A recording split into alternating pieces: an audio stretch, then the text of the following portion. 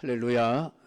오늘 이 밤도 하나님이 말씀을 통하여 하나님의 마음을 알게 하시고 우리의 믿음을 올바른 길로 이끌어 주시기를 주님의 이름으로 축복합니다.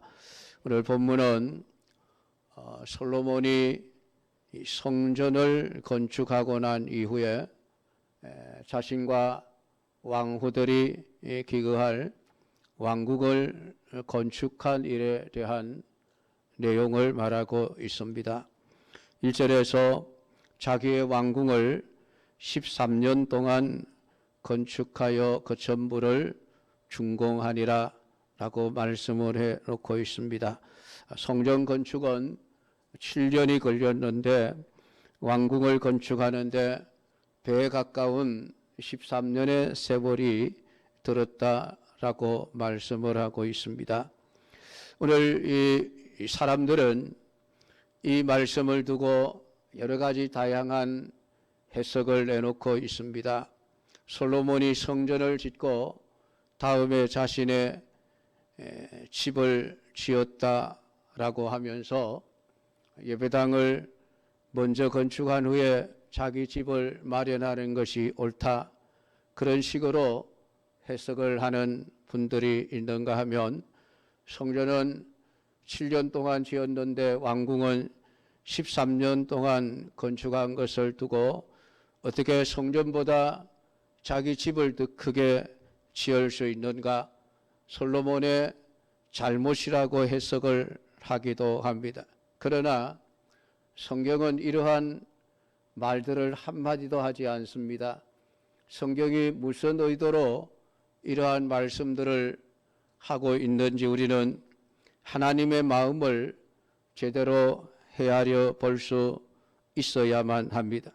그런데 이 성경이 내용이 성전 건축이 다 끝나고 난 이후에 와야 될 말씀인데, 하나님께서는 성전을 건축하는 그 도중에다가 이 말씀을 딱 끼워놓고 있습니다. 시기적으로는 훨씬 뒤에 있어야 할 말씀이 지금 앞에 와서 기록이 되어져 있다는 말이죠.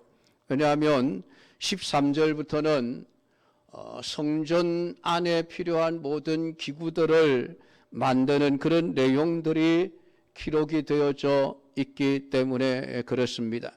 그러니까 하나님께서 왜 이 말씀을 여기다가 끼워 넣고 계시는가라고 하는 것이죠.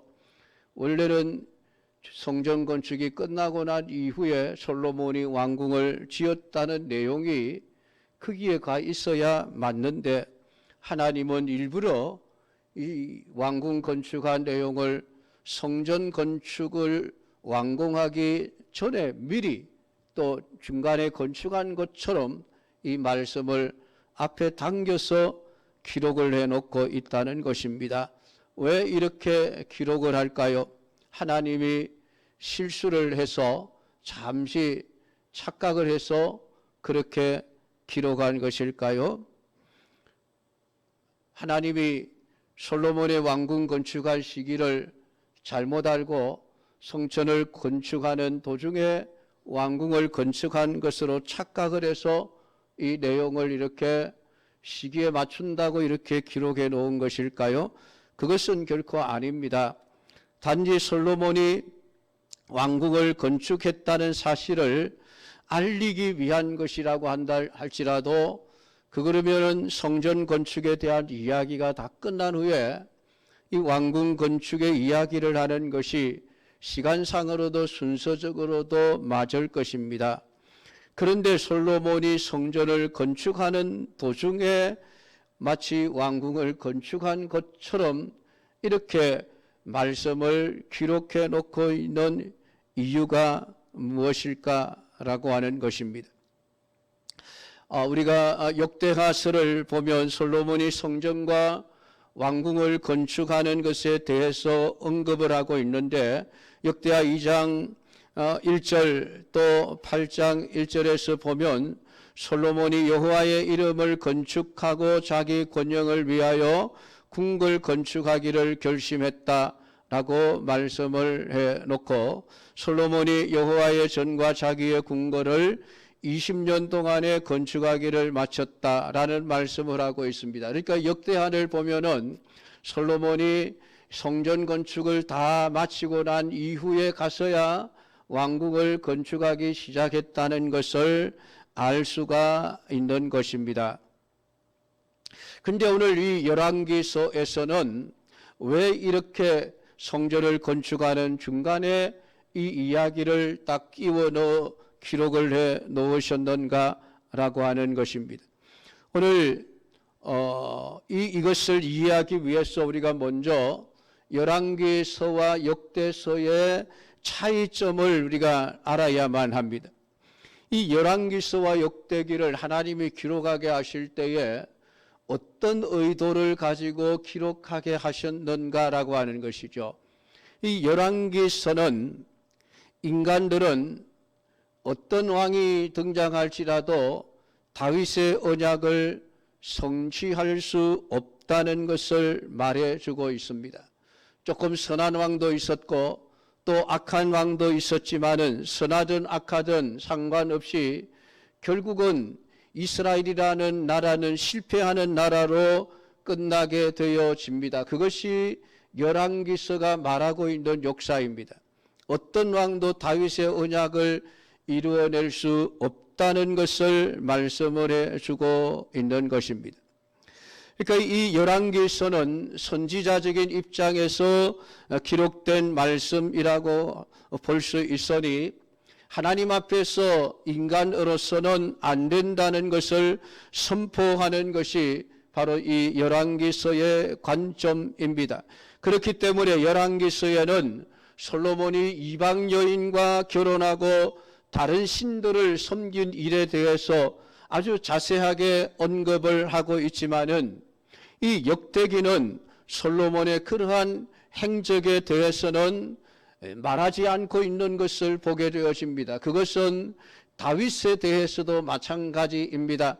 다윗이 한 많은 실수들을 역대기서에서는 기록을 해놓고 있지 않습니다. 왜냐하면 그 역대기를 통해서 우리에게 가르쳐주고 싶어하는 하나님의 마음은 인간은 안 되고 오직 하나님이 택하여 세우신 영원한 왕 다윗의 언약의 후손으로 이 땅에 오실 메시아를 통해서만이 다윗과 맺은 그 구원의 언약이 성취되어져 간다는 것을 우리에게 말씀을 해주고 있습니다. 그래서 역대기서는 전부 이 다윗의 후손들의 이야기들로만 가득 채워져 있지 북이스라엘의 이야기들을 아주 간단하게 취급하고 지나가 버리는 것을 보게 되어지고 반대로 열왕기서는 이스라엘의 왕들의 그 이야기들을 아주 길게 이야기를 하고 있는 것을 보게 되어집니다.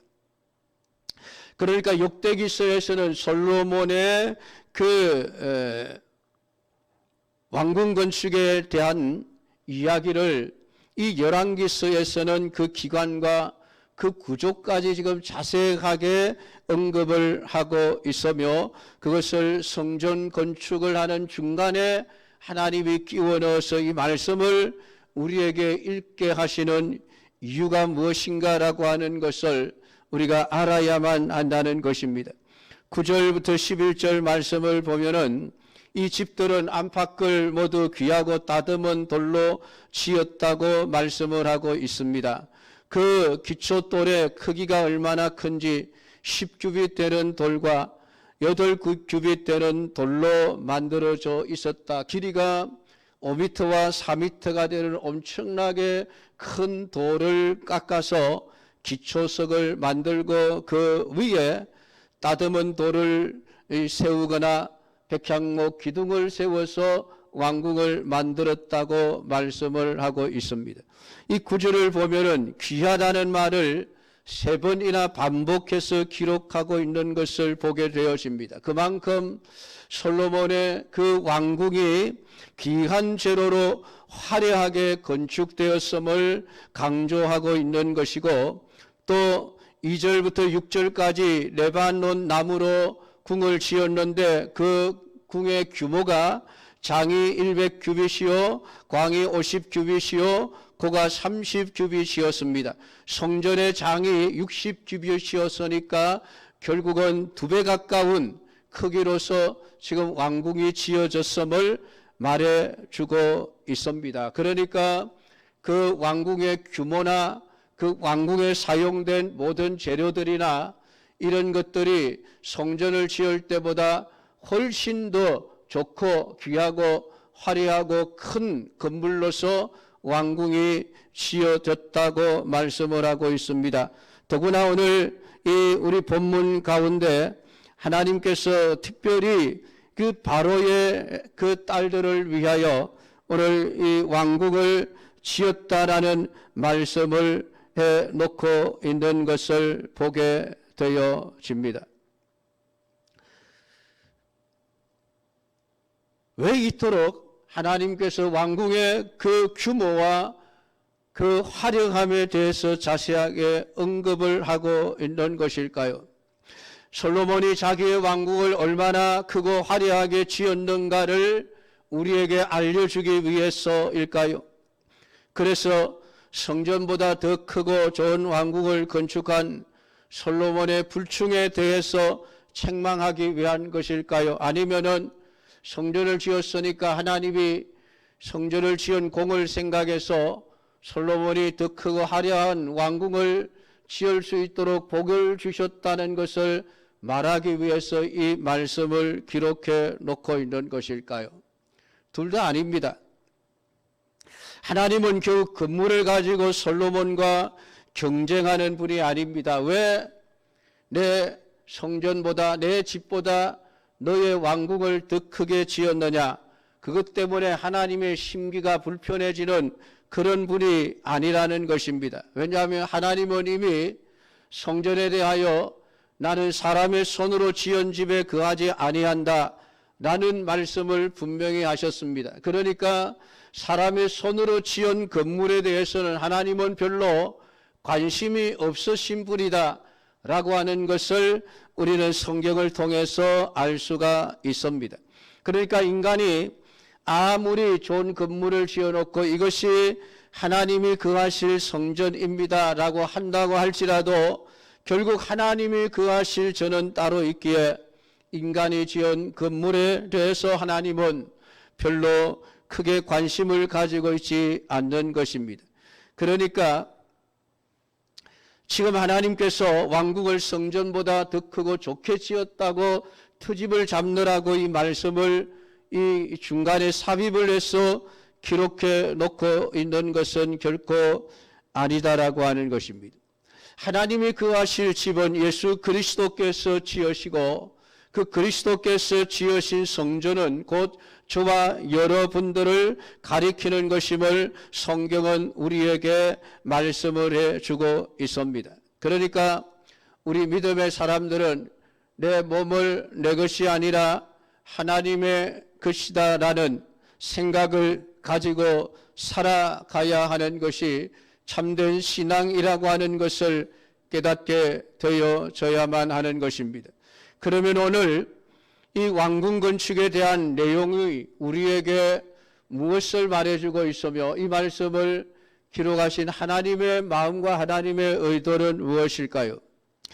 오늘 솔로몬이 이렇게 크고 화려한 왕궁을 건축한 이유가 무엇인가를 우리는 먼저 찾아보아야만 합니다.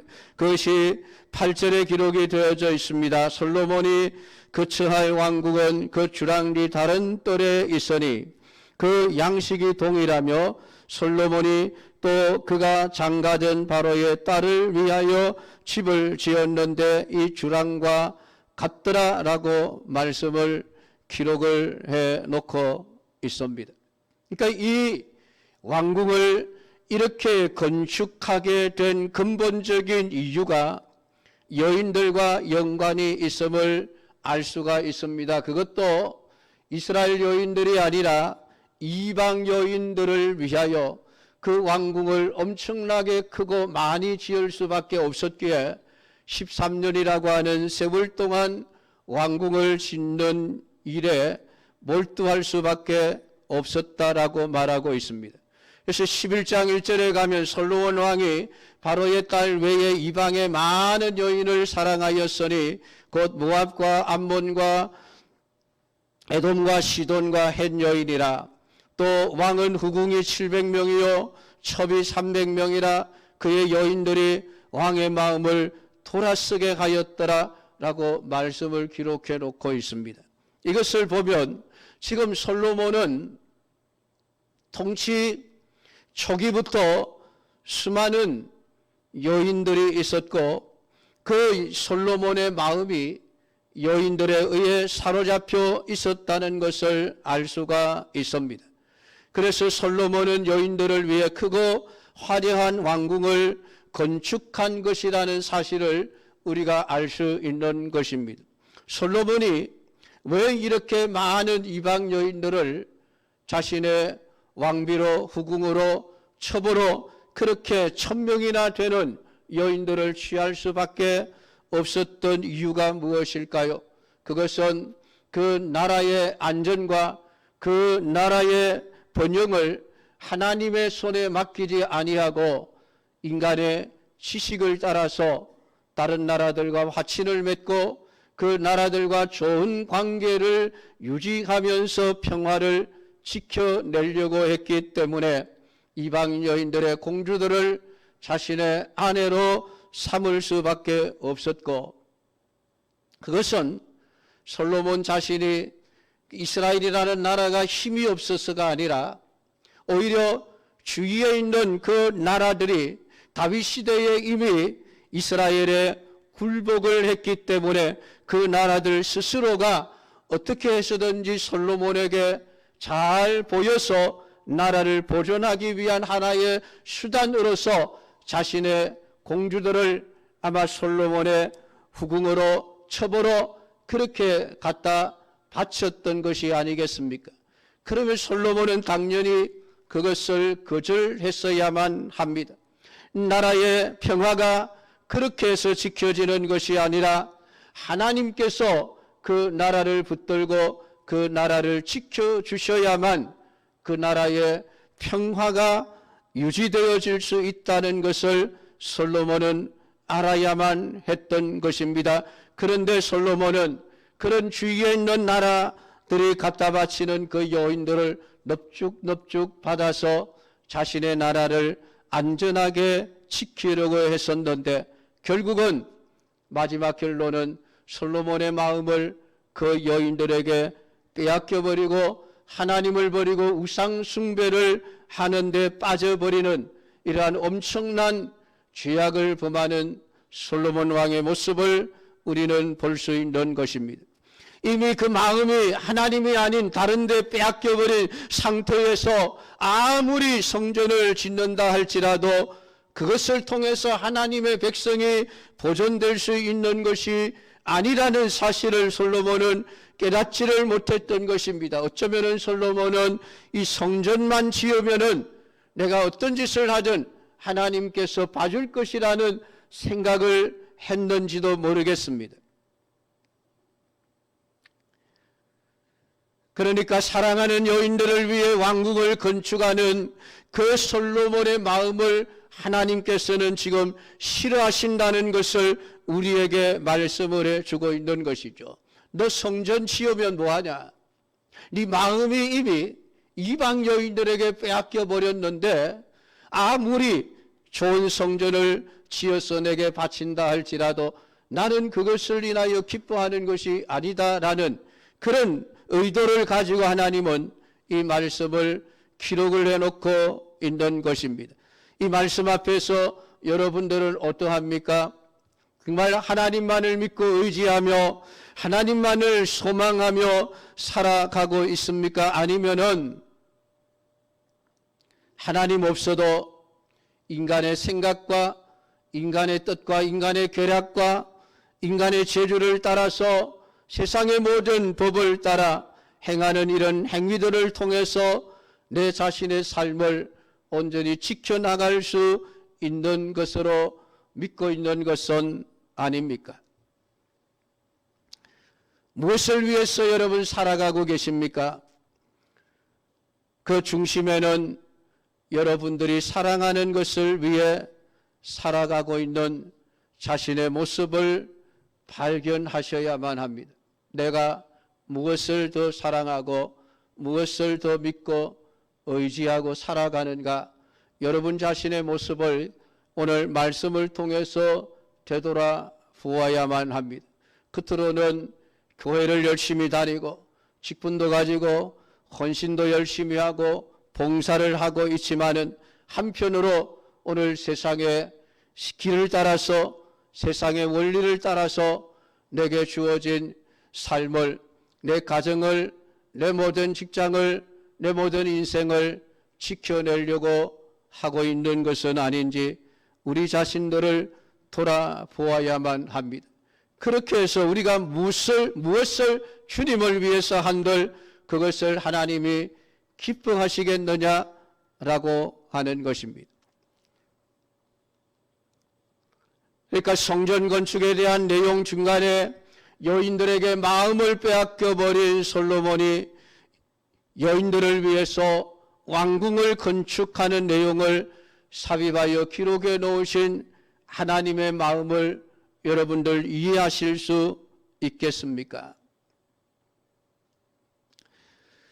하나님이 원하시는 것은 성전 건축과 상관없이 법도를 따르며 율례를 행하며 계명을 그대로 지켜 행하면이라는 말씀을 계속해서 하고 계십니다. 성전 건축을 할 때부터 시작을 해서 마칠 때 역시 마찬가지로 하나님이 원하시는 것은, 하나님의 관심은 성전이라는 그 건물에 가 있는 것이 아니라 그 성전을 짓고 있는 하나님의 백성들의 마음이 하나님의 율례와 규례와 계명을 따르는 것, 하나님이 원하시는 것은 그것이지, 그것을 행하지 않으면서 말씀을 따르지 않으면서 아무리 크고 좋은 성전을 지어드린들 하나님은 그것을 기뻐하시지 않는다는 것을 말씀을 하고 있습니다. 결국은 하나님의 율례와 규례와 법도에서 벗어나버린 솔로몬으로서는 안 된다는 것을 선언하시는 것과 같은 것이니, 사랑하는 성도 여러분, 여러분의 마음은 어디에 빼앗겨 있습니까? 하나님이 아닌 다른 것에 빼앗겨 있지 않다고 자신 있게 말할 수 있습니까? 과연 우리는 솔로몬과 다른 신앙생활을 하고 있다고 말할 수 있겠습니까? 결국 이 열왕기서 전체는 인간의 한계에 대해서 우리에게 가르쳐주고 있습니다. 그럼 해결책이 무엇인가? 그것은 오직 하나님께만 있음을 우리에게 가르쳐주고 있습니다. 그것은 하나님의 자비하심과 하나님의 긍휼하심 뿐이라고 하는 것을 말해주고 있습니다. 뒤에 가서 우리가 말씀을 읽겠지만은 솔로몬이 결국은 지은 죄 때문에 하나님께서는 그 나라를 둘로 쪼개어 버립니다. 10지파를 다른 사람에게 주어져 버리고 솔로몬의 아들 르호보암은 2지파만을 다스리는 조그만 나라의 왕으로 전락을 해버립니다. 그렇게 솔로몬의 죄와 악을 심판하시는 하나님이 그래도 이스라엘 백성을 버리시지 않는 것은 다른 것이 아니라 다윗과 맺은 언약 때문이고, 그 언약 때문에 하나님이 한 줄기 자비와 긍휼을 거두지 않고 베풀어 주시기 때문에 이스라엘의, 유다의, 다윗의 후손들의 명목을 유지해 갈 수 있게 되어진다는 것을 성경은 우리에게 말씀을 해주고 있습니다. 사랑하는 성도 여러분, 우리가 무엇을 한들 우리가 하나님 앞에 온전하게 우리가 하나님 앞에 드릴 수 있는 것은 없습니다. 늘 하나님 앞에 부족하고 연약한 우리의 모습들을 생각하면서 하나님, 예수님밖에 의지할 것이 없습니다. 하나님의 긍휼밖에 없습니다. 하나님이 우리에게 긍휼을 베풀어 주시지 않으면 오늘 우리로서는 할 수가 없습니다라고 하는 이 사실을 제대로 알고 하나님 앞에서 하나님의 긍휼에 감사하며 살아가는 삶을 살아내어야 할 것을 오늘 이 솔로몬의 왕궁 건축을 통해서 우리에게 가르쳐 주고 있는 것입니다. 성전을 건축하면서도 결국은 이미 그 마음을 여인들에게 빼앗겨 버린 솔로몬, 하나님께서 그 솔로몬의 실체를 드러내시는 이유가 무엇인지 바로 알고 오늘 우리가 하나님 앞에서 하나님께서 베풀어 주시는 자비와 긍휼로 내가 지금도 살아가고 있음을 감사하면서 더욱더 하나님을 사랑하며 살아가고자 하는 믿음의 삶이 되기를 축복합니다. 기도하겠습니다. 하나님 아버지 은혜를 감사드립니다. 오늘 이 시간도 우리에게 주신 말씀을 묵상해 봅니다. 아버지 하나님께서 왜 성전을 건축하는 중간에 왕국을 건축하는 솔로몬의 이야기를 기록해 놓고 있는지, 그 솔로몬의 마음이 이미 이방 여인들에게 빼앗겨버린 상태에서 성전이 치어지고 있음을 우리에게 가르쳐 주신 아버지 하나님, 우리가 아무리 하나님을 위하여 크고 놀라운 일을 한다 할지라도 우리는 결코 온전한 자가 될 수 없음을 깨달아 알게 하여 주시옵소서.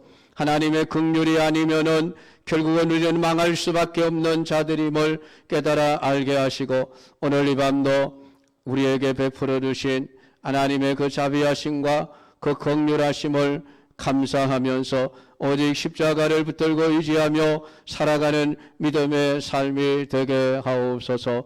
예수님 이름으로 기도드리옵나이다. 아멘.